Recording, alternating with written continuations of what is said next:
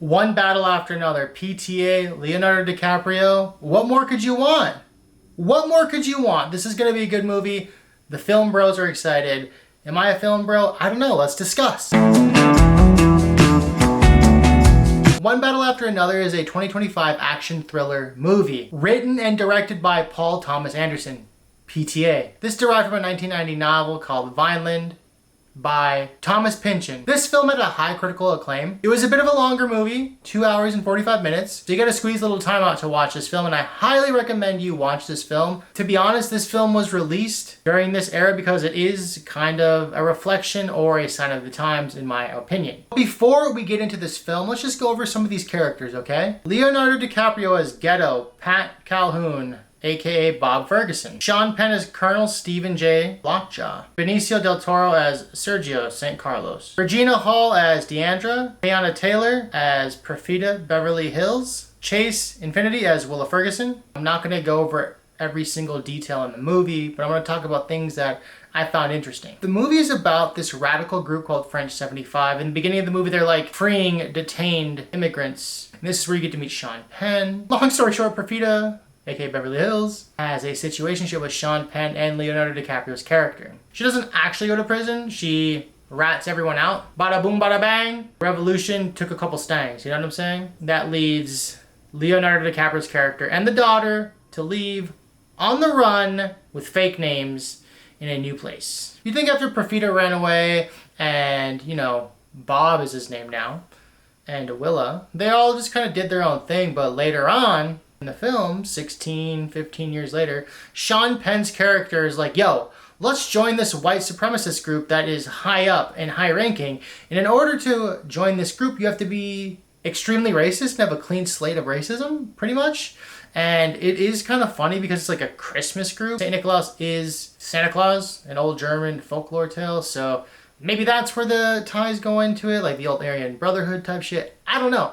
But that's just where my brain goes. The things that I found interesting about this movie are how deep racism runs rampant within this country. It runs deep as hell. Like Sean Penn's character, low-key wants to join his club and he needs to make sure, spoiler alert, that Willa is not his fucking daughter. Meanwhile, Leonardo DiCaprio's character, a burnout revolutionary who just chills and smokes weed and is hella paranoid.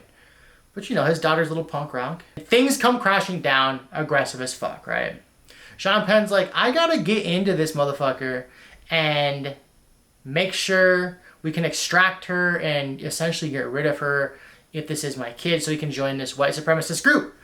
Insane, bro. That the higher ups, like, they're just dressed like Mr. Rogers, dude, like the people he meets with. The excuse he uses to go to the area where Bob and Willa live is some immigration shit. Right, and that's something we see showcased right now. Like literally right now in Chicago, bro, there's some crazy ICE raids going on.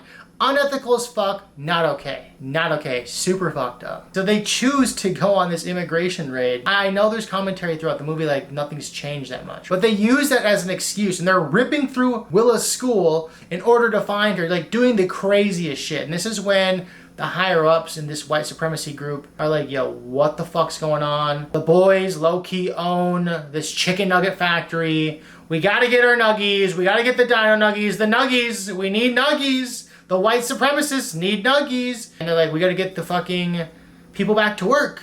So, they send out their boy, who essentially wanted to recruit Sean Penn in the first place. Like, yo, you gotta go take care of your boy. He's out here acting up. There is a scene earlier in the movie where this man, who was a part of like the original core group of the French 75, at least the group that Leo's character and his Boothang's character, like that original group, and he is just like sitting at home, kind of doing like this old school like walkie-talkie radio shit.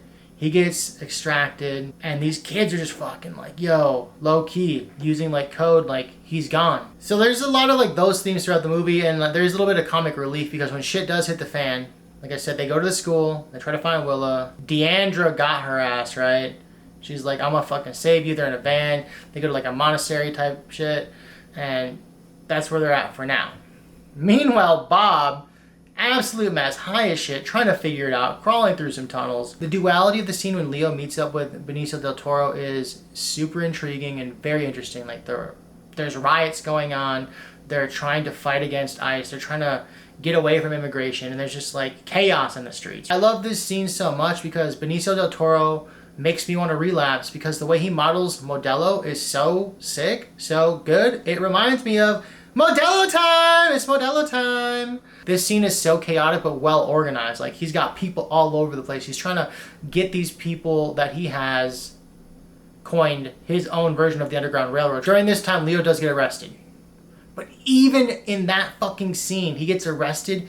Like, Benicio del Toro's character is so locked in, they help him fucking escape. Like, they're locked in. It's like a secret code amongst like the people in this fucking town, and it's so dope because it's like, I don't know, man, it's like shit you wouldn't really think about happening, but like low-key it is. During this whole exchange, he's trying to like charge his phone. He's trying to figure out the codes that he can't remember over the phone, and he pulls a Karen move. I love this scene so much because he pulls a Karen move. I can't remember the saying, but he's like, yo, let me talk to the manager type shit. And he gets the manager on. He's like, yo, it's your boy. And Leo's like, yo, it's your boy. He's like, yo, fuck your bitch ass for making me not know the extract point to find my daughter. The scene that really kind of fucked me up is like when Sean Penn realizes that Willa is his daughter. He is so like disgusted, but like also heartwarmed at the same time that he has a daughter. It's just disgraceful how deep the racism runs within this character and how much he like has disdain for her. It's honestly fucking disturbing, to the point where he's like mentioning her mom, saying how his father couldn't love her enough. Just saying like these horrible things, dude. He ends up giving her to like assassins or people who unalive people for a living, and she escapes. That fucking punk rock fit she's got on. She's got like a skirt and like a leather jacket, leather boots, and she's just punk rock as fuck, escaping this dangerous ass scenario. I wanted to talk about Perfidia because I didn't really mention her early on. Her character is very complex. She's all about like this revolution. She's all about being revolutionary. But at the same time, she got intermixed in with Sean Penn's character because he likes some kinky ass shit. I think this movie speaks volumes being released during a time like this. What the heliante is going on, dude? It feels like we're in a cold civil war. I'm not gonna lie. It genuinely feels like that. I live in LA. It's like a bit of a bubble here, but like, it's like, I feel like the country hasn't been this divided in a long time. First time in my lifetime for sure, but I feel like this movie speaks on that.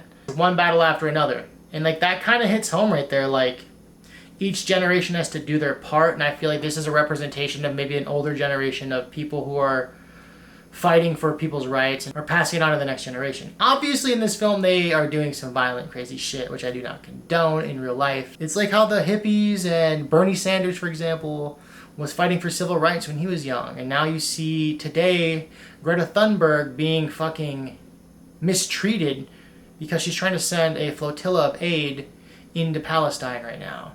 It's like the fight continues. It's literally one battle after another. So go watch it, man. What are you waiting for? What are you waiting for? Make sure to like, comment, and subscribe, and until next time.